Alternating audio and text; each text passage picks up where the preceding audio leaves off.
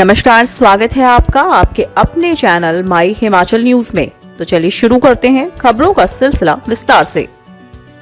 ठंड के कम होते ही प्रदेश में घटने लगा कोरोना। आज नए आए 157 मामले, 2 लोगों की मौत।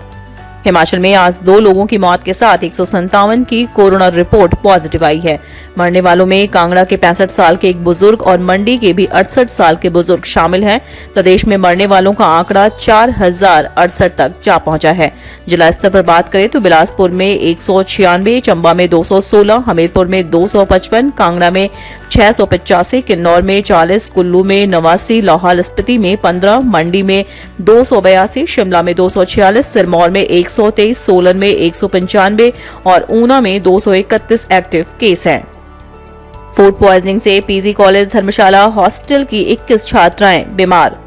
पीजी कॉलेज धर्मशाला के गर्ल्स हॉस्टल में फूड पॉइजनिंग से 21 छात्राएं बीमार हो गई हैं। 2 छात्राओं की हालत बिगड़ने से उन्हें धर्मशाला अस्पताल में भर्ती कर लिया गया। अन्य 19 छात्राओं को दवाई देकर हॉस्टल भेज दिया गया।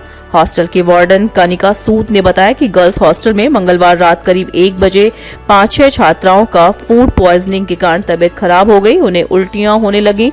बुधवार सुबह और छात्राओं की तबियत खराब होने लगी। उसके बाद 108 एम्बुलेंस को बुलाकर छात्राओं को जोनल अस्पताल धर्मशाला पहुंचाया। वहां इमरजेंसी में तैनात डॉक्टर ने उनका उपचार किया। इसके बाद 19 छात्राओं की हालत ठीक होने पर उन्हें हॉस्टल भेज दिया और 2 छात्राओं को भर्ती कर लिया गया है। इस दौरान 6-7 छात्राओं की रैंडम कोरोना सैंपलिंग भी की गई, जिसमें से सभी की रिपोर्ट नेगेटिव आई है। 40,000 आउटसोर्स कर्मियों के लिए मांगे स्थायी नीति, बैठक में हुआ मंथन। हिमाचल प्रदेश के 40,000 आउटसोर्स कर्मचारियों ने सरकार से स्थायी नीति बनाने की मांग की है। शिमला के राम मंदिर हाल ही में बुधवार को प्रदेश भर से आउटसोर्स कर्मचारियों के प्रतिनिधि जुटे और समस्याओं पर मंथन किया। राज्य आउटसोर्स कर्मचारी संघ ने सरकार से मांग की है कि अन्य कर्मचारियों की तरह आउटसोर्स कर्मचारियों को तय समय के भीतर स्थायी किया जाए। कहा गया, ठोस नीति नहीं बनाई गई तो सरकार के खिलाफ संघर्ष का रास्ता अपनाया जाएगा। बैठक के बाद संघ के अध्यक्ष शैलेंद्र शर्मा और महासचिव अवधेश सरोज ने कहा कि आउटसोर्स कर्मचारियों के लिए ठोस नीति बनाने की मांग लंबे समय से की जा रही है, लेकिन अभी तक सरकार ने इस दिशा में कोई फैसला नहीं लिया है। हर बार आश्वासन ही दिए गए। जयराम सरकार के खिलाफ फिर मोर्चा खोलेंगे कर्मचारी, सीएम के गृह जिला से होगी शुरुआत। वेतन विसंगतियों को दूर करने के लिए हिमाचल के कर्मचारी एक बार फिर से मुखर होने लगे हैं। कर्मचारियों ने साफ कहा है कि पंजाब वेतन आयोग की रिपोर्ट के एक-एक अक्षर को लागू किया जाए। यह फैसला हिमाचल प्रदेश संयुक्त कर्मचारी महासंघ हमीरपुर ने लिया है। पीडब्ल्यूडी रेस्ट हाउस हमीरपुर में हुई बैठक में हिमाचल प्रदेश राज्य बिजली बोर्ड कर्मचारी यूनियन के प्रदेशाध्यक्ष व संयुक्त कर्मचारी महासंघ के चीफ कोऑर्डिनेटर कुलदीप सिंह खरवाड़ा विशेष रूप से उपस्थित रहे। बैठक में अलग अलग विभागों के 12 कर्मचारी यूनियनों के प्रधान व सचिवों ने हिस्सा लिया। बैठक में मुख्य तौर पर प्रदेश सरकार द्वारा 3 जनवरी 2022 को छठे वेतन आयोग की जारी की गई अधिसूचना से उपजी विसंगतियों पर चर्चा की गई और प्रदेश सरकार से मांग की गई कि कर्मचारियों को वेतन विसंगतियों के चलते हो रहे भारी भरकम नुकसान से निजात दिलाने के लिए अतिशीघ्र आपसी बातचीत के माध्यम से समाधान किया जाए। एचपीयू पीजीटी भर्ती परीक्षा का परिणाम मालूम नहीं, दस्तावेजों की जांच प्रक्रिया कल से।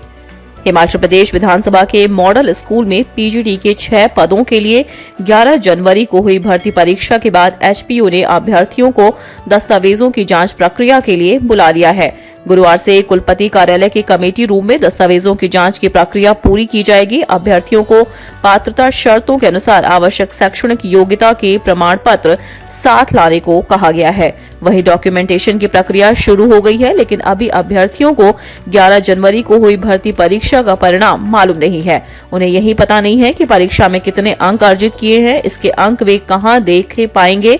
विश्वविद्यालय की वेबसाइट पर इस लिखित परीक्षा का परिणाम उपलब्ध नहीं है।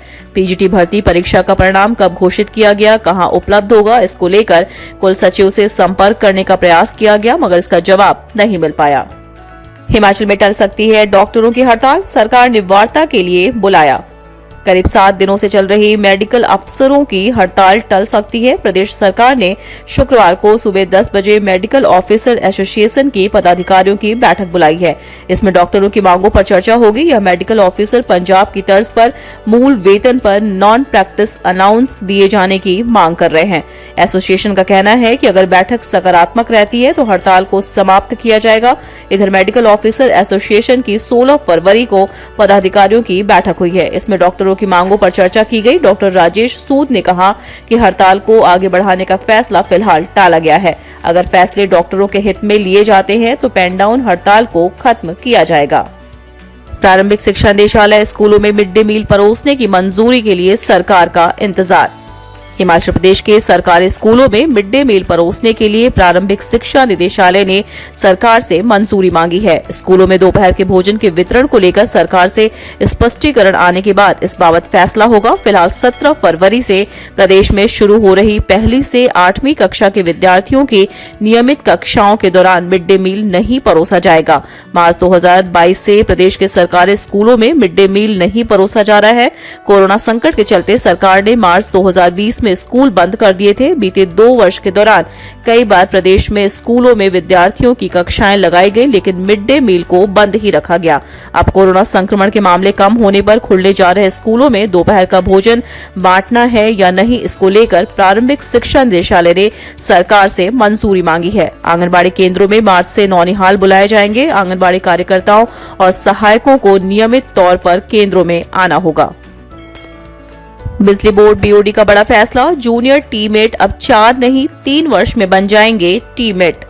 राज्य बिजली बोर्ड में जूनियर टीमेट अब 4 वर्ष की जगह 3 वर्ष में टीमेट बन जाएंगे। राज्य सचिवालय में हुई बिजली बोर्ड के निदेशक मंडल की बैठक में यह फैसला लिया गया। ऊर्जा मंत्री सुखराम चौधरी ने बताया कि प्रदेश सरकार ने बीते दिनों जो अनुबंध नीति में बदलाव किया है, उसके तहत ही बोर्ड ने नियमित जूनियर टीमेट को 3 वर्ष बाद टीमेट बनाने का निर्णय लिया है। दिसंबर 2023 तक 1398 जूनियर टीमेट अब टीमेट बन सकेंगे। ऊर्जा मंत्री ने कहा कि सरकार ने 1 माह में 60 यूनिट तक बिजली मुफ्त देने का फैसला लिया है।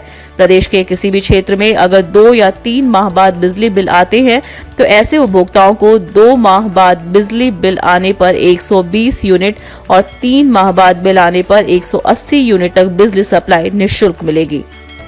यूक्रेन से हिमाचल के 1800 बच्चों को वापस लाने का प्रयास करे सरकार। मुकेश अग्निहोत्री। नेता प्रतिपक्ष मुकेश अग्निहोत्री ने कहा कि विश्व पटल पर यूक्रेन को लेकर जिस प्रकार से विवाद दिखाई दे रहा है और भारत सरकार ने भी भारतीयों को वापस आने की एडवाइजरी जारी की है, ऐसे में केंद्र सरकार को देश के सभी लोगों को सुरक्षित लाने पर कार्रवाई करनी चाहिए। हिमाचल सरकार को भी यूक्रेन में पढ़ाई कर रहे प्रदेश के 1800 के करीब बच्चों को वापस लाने के लिए प्रयास करना चाहिए। मुकेश अग्निहोत्री ने बुधवार को जारी बयान में कहा कि अभिभावक भी इन बच्चों की सुरक्षा को लेकर चिंतित हैं। ऐसे में हम सबका यह नैतिक कर्तव्य है कि विदेश में पढ़ाई कर रहे इन बच्चों को इस मुश्किल घड़ी से सुरक्षित वापस लाया जा सके और जो किराए में लूट हो रही है उसे भी रोकने के लिए विदेश व नागरिक उड्डयन मंत्रालय से मामला उठाया जाना चाहिए। हिमाचल प्रदेश से जुड़ी ऐसी ही छोटी बड़ी खबरों को जानने के लिए चैनल को लाइक और सब्सक्राइब जरूर करें। धन्यवाद।